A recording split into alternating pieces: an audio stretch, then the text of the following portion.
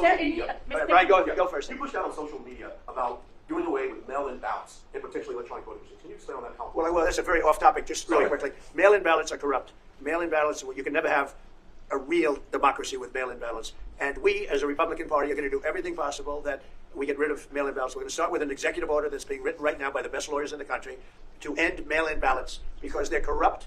And you know that we're the only country in the world, I believe, I may be wrong, but just about the only country in the world that uses them because of what's happened. Massive fraud all over the place. The other thing we want change are the machines.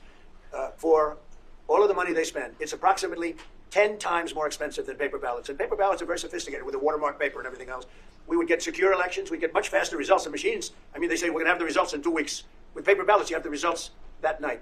Most people, many countries use paper ballots. It's the most secure form. So between paper ballots, very, very important, paper ballots, and I think maybe even more important, the mail-in voting. We're going to end mail-in voting. It's a fraud.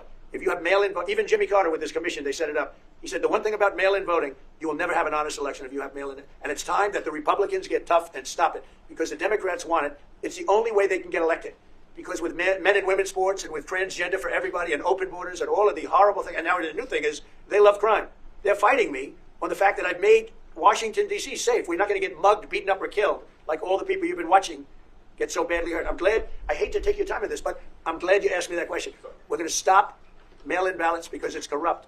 You know, when you go to a voting booth and you do it the right way and you go to a state that runs it properly, you go in, they even ask me, they asked me for my license plate, for identity. I said, I don't know if I have it. He said, sir, you have to have it. I was very impressed, actually.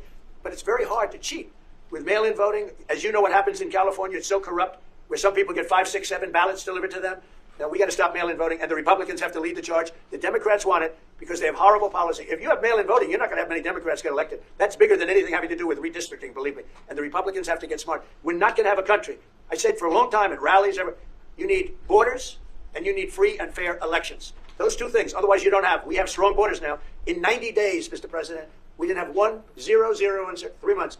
Not one person came in illegally into our country. In fact, even I find that hard to believe, but it's run by a little bit of a liberal group that put out the numbers, so I guess it's, but 0, 0, and 0.